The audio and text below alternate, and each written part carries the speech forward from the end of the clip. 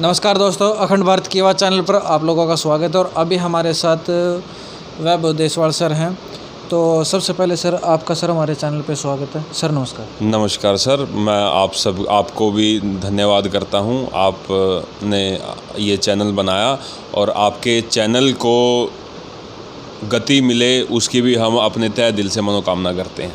Sir अभी एक बहुत पूरे शहर में एक बहुत चर्चित मुद्दा है कि भाई टोल टैक्स वालों ने कुछ टैक्स निगम का बकाया है। क्या मैटर है ये, थोड़ा सा विस्तार में बताएंगे? हाँ जी, हमने नगर निगम से एक जानकारी मांगी थी कि 10 लाख से ऊपर का जिसका भी प्रॉपर्टी टैक्स बकाया है कृपया उनकी जानकारी दें। तो हमें टोटल जो लिस्ट मिली है वो 195 उस सूची में 195 लोगों की प्रॉपर्टी आईडी अटैच है।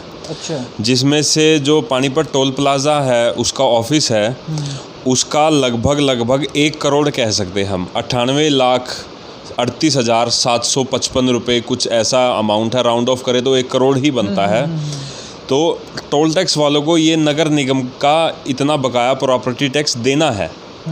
और इसमें हम देखा जाए तो अब पीछे टोल वालों ने क्या करा, पहले पानीपत के लोकल लोगों के लिए जो पास बने हुए थे वो 5 रुपये था एक बार निकलने के लिए। अब उन्होंने उस रेट को भी डबल कर दिया, 5 से 10 कर दिया। जो 25 की पहले नॉर्मल स्लिप थी वो 30 की हो गई है। हाल फिलहाल में हुआ। हाँ, हाल फिलहाल में ही बढ़ाए हैं इन्होंने। और हमारा तो यही है, अगर टोल टैक्स ये जो लगा है ये जब से लगा है तब से पानीपत के लोगों के लिए समस्या बना हुआ है, क्योंकि पानीपत के लोकल लोगों के लिए इसका कोई फ़ायदा नहीं हुआ। इस्तेमाल ही नहीं हो रहा है पानीपत के लोगों के लिए। हमारा तो इस्तेमाल भी नहीं हो रहा। और क्या कहते हैं, पुल के नीचे जाम दुगना लगता है ना, क्या कहते हैं, कट प्रॉपर दे रखे हैं, ट्रैफिक सुचारू रूप से चल नहीं पाता। तो टोल टैक्स का नुकसान ही है हमें। एज कम्पेयर टू करनाल की अपेक्षा तो यहाँ पे बहुत बुरा हाल है। करनाल की अपेक्षा और सोनीपत की अपेक्षा करें तो सोनीपत में भी और करनाल में भी वहाँ का जो लोकल एरिया है उन्होंने कुछ एरिया मेंशन किया हुआ और उस एरिया के लोगों से वो टोल नहीं लेते हैं, परंतु यहाँ है ये हम सबसे लेते हैं। मतलब ये कोई ये चीज़ नहीं होती कि ये पानीपत का अपनी आईडी दिखा दे और वहाँ से फ्री ऑफ कॉस्ट वहाँ से नहीं, यहाँ लोकल के लिए कोई रियायत नहीं है। तो इस बारे में आपका क्या कहना है और आप किस तरीके से आप इस पर केस पर काम कर रहे हैं? हमारा तो कहना यही है कि जो टोल टैक्स वालों ने प्रॉपर्टी टैक्स बकाया है निगम का, वो निगम को जल्द से जल्द देना चाहिए। और निगम को इस पे कार्रवाई, निगम कमिश्नर से हम प्रार्थना करेंगे कि वो इस पे यह कार्रवाई करें कि जब तक वो अपना बकाया प्रॉपर्टी टैक्स नहीं देते तब तक उनकी बिल्डिंग सील की जाए। तो एक और बात है वैभव सर कि जब इतना सारा बकाया है और निगम ने आज तक इसके खिलाफ कोई कार्रवाई नहीं की।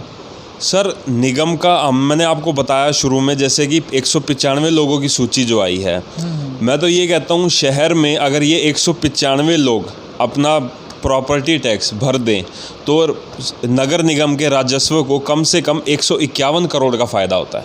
और 151 करोड़ में मैं मानता हूं कि शहर का विकास करना बहुत आसान हो जाता है और बहुत अच्छे हम विकास कार्य करवा सकते हैं। शहर अच्छे प्रोजेक्ट्स लेके बहुत अच्छे प्रोजेक्ट आ सकते हैं सर। मैं कहता हूं ट्रैफिक की समस्या ख़त्म हो सकती है, जो ये हर बार जो ड्रेन की बताते हैं ये समस्या ख़त्म हो सकती है।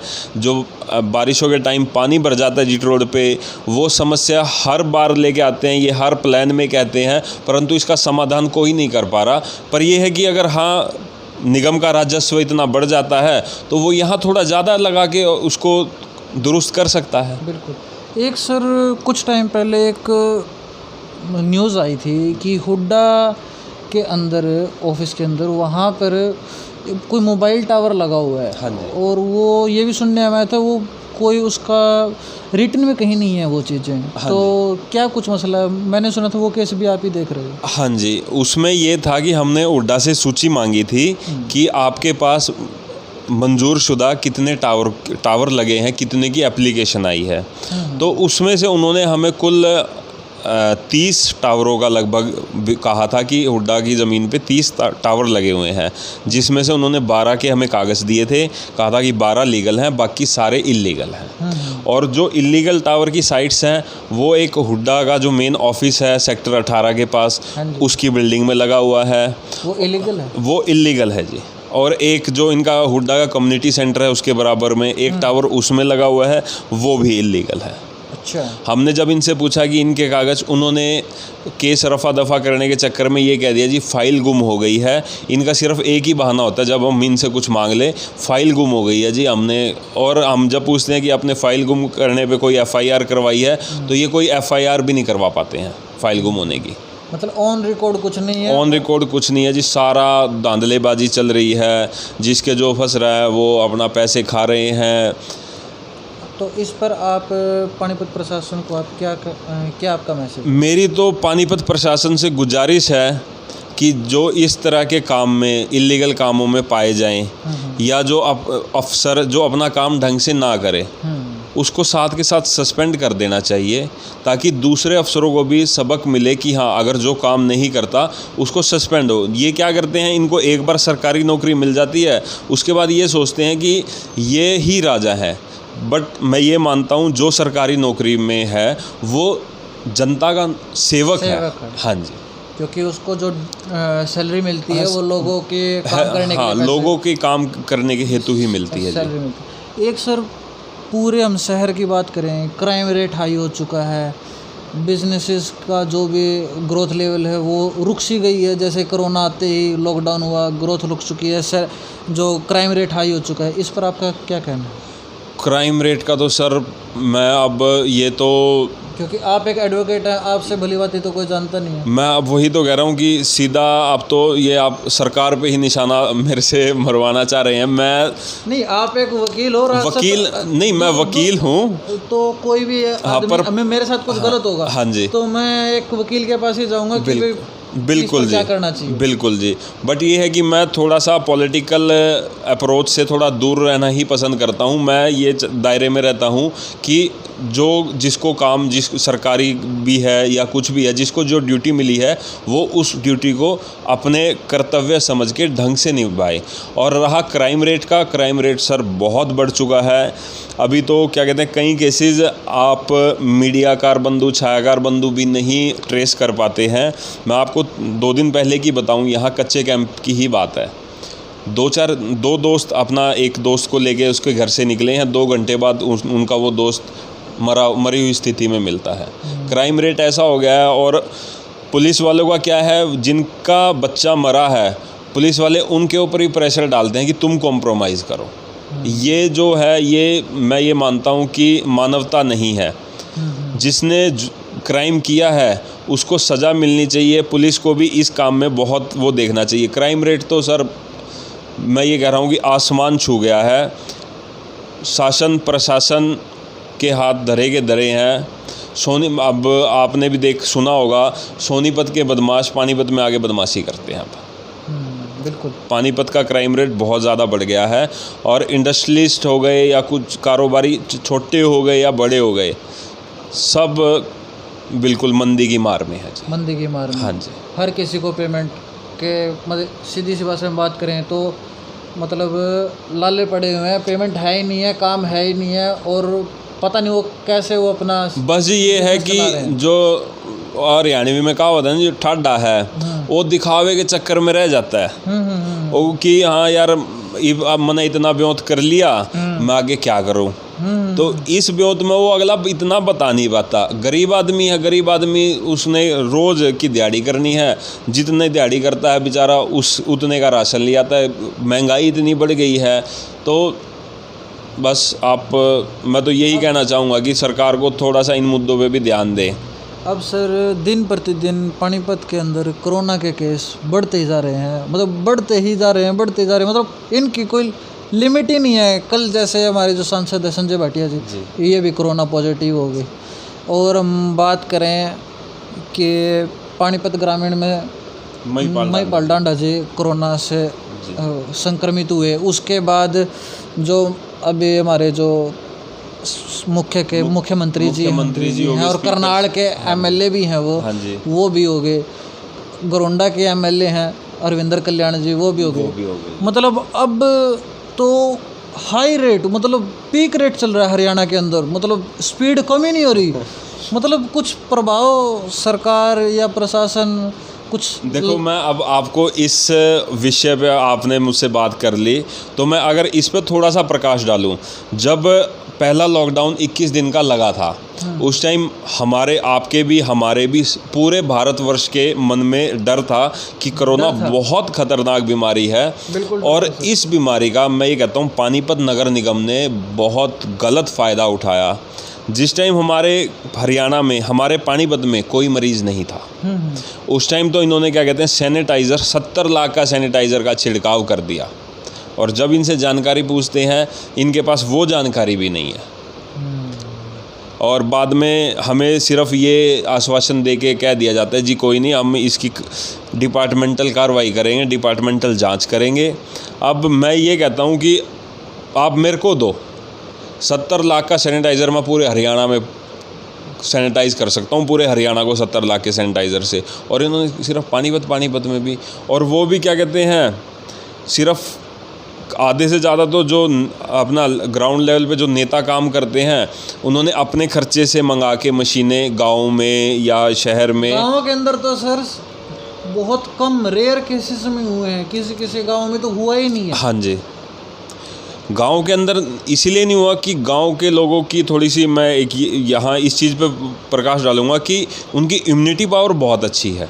वो खेत में काम करते हैं जी, उनका खाना, उनका रहना, पोल्यूशन से दूर रहते हैं, तो इम्यूनिटी पावर उनकी बनी हुई है। और गांव के लोग भी, मैं जैसे मेरा वैसे जो पैतृक गांव है वो अटावला है, मतलोडा के पास पड़ता है। परंतु बचपन से मेरे पिताजी और यहाँ बुढ़शाम गांव में रहते थे, तो मैं बुढ़शाम बहुत आता जाता रहता हूँ। बुढ़शाम हो गया, बिंजल हो गया, डहार हो गया, मडाना हो गया। तो मैं यहाँ जाके जब लोगों से मिलता हूँ तो गांव के अंदर कोई ऐसा डर का माहौल नहीं दिखता। वो उनकी लाइफ उनके हिसाब से बहुत सही, वो अपना खेत में जाते हैं, अपना काम करते हैं, उनका सही चल रहा है। परंतु शहर के अंदर जो है हल्का सा किसी को खांसी जुकाम है, उसको भी कोरोना पॉजिटिव कर देते हैं ये। और अगर मैं तो एक बात और कहना चाहूँगा, ये कोई भी कोरोना पॉजिटिव आता है, उसकी रिपोर्ट आने के बाद उसको 7 दिन क्वारंटाइन करते हैं ये। अच्छा। 7 दिन के बाद उसकी रिपोर्ट पॉजिटिव से नेगेटिव हो जाती है। अगर ये 7 दिन का ही गैप रह गया है, तो मेरी प्रार्थना है माननीय मोदी जी से कि आप 7 दिन का पूरे देश का लॉकडाउन अब कीजिए, 7 दिन का, कि सबको क्वारंटाइन कीजिए, कि सबको कह दीजिए भैया आपके पास इतना समय है, आप अपना राशन 7 दिन का आप लेके रख लीजिए। जो ज़रूरतमंद है, जो गरीब हैं, अभी तक का मेरे को लगता है अगर सरकार सच्चे मन से काम कर रही है तो उसके पास डाटा भी होगा कि कितने गरीब परिवारों को राशन की ज़रूरत है, उन तक राशन पहुंचाए और 1 हफ्ते का लॉकडाउन करें, कोरोना बिल्कुल ख़त्म हो जाएगा। एक सर, अभी जो हमारे जो स्वास्थ्य मंत्री हैं और गृह मंत्री हैं अनिल विज जी, उन्होंने सैटरडे संडे का लॉकडाउन स्टार्ट कर दिया। और जो ये वाला लास्ट सैटरडे संडे गया है, इस पर चालान हुए, मार्केट भी खुली, चालान भी हुए, तो इस पर आपका क्या कहना है? इस विषय में मेरा विचार ये है कि चलो अनिल विज जी माने जाते हैं, उनको मीडिया बंधु भी, गब्बर का नाम भी उनको दिया हुआ है, उपनाम दिया हुआ है। उनके जो तुगलकी फैसले होते हैं, अब लॉकडाउन करना था कम से कम 1-2 दिन पहले बता दो विज साहब, आपने शाम को बता दिया। आधे से ज़्यादा व्यापारी तो अपने काम में इतने वो होते हैं कि उनको पता है कि हाँ उनका काम नहीं चल रहा, कहीं किसी को फ़ोन करेंगे, भाई मेरे पास ये माल है, अगर किसी को ज़रूरत है आप ये ले लो।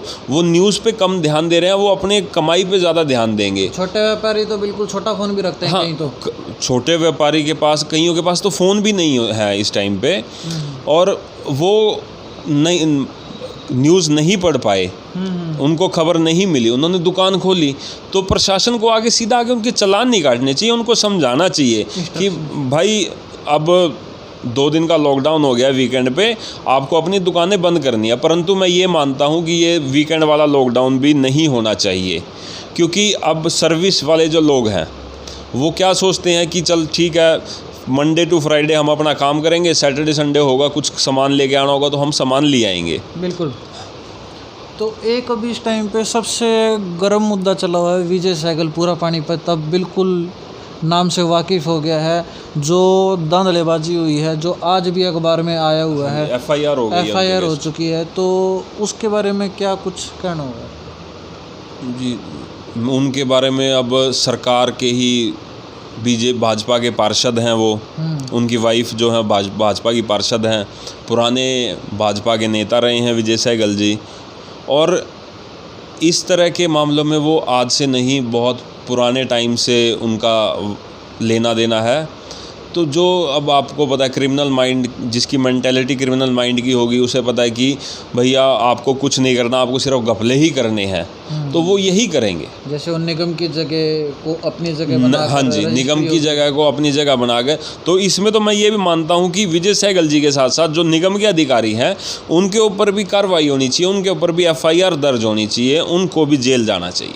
बल्कि जो केस किसी और ने किया है वो केस निगम ने करना हाँ, चाहिए। निगम को सो मोटो एक्शन लेना चाहिए था, पर हमारे निगम के कमिश्नर साहब का नहीं अता पता कहाँ रहते हैं। मेयर साहिबा से अगर आप भी सवाल करने जाएंगे, आप पूछेंगे मेयर साहिबा से कि आपने इतने दिन से क्या किया क्या नहीं किया, उनका एक ही जवाब होता है, जी कोरोना काल चल रहा है, इस पीरियड में हम कुछ नहीं कर सकते। भैया काम ना करने के बहाने 100 हैं, जिसको काम करना है चाहे कुछ हो वो काम करेगा। तो जैसे अभी हमारी बात हुई, जो वैभव देसवाल सर हैं और हमने जितने हमारे पास मुद्दे थे, जो शहर की कमियां थी, सभी पे बातचीत की, और इस वीडियो के साथ अपनी ये वीडियो यहीं पे समाप्त करता हूं। जय हिंद, जय हरियाणा, जय भारत।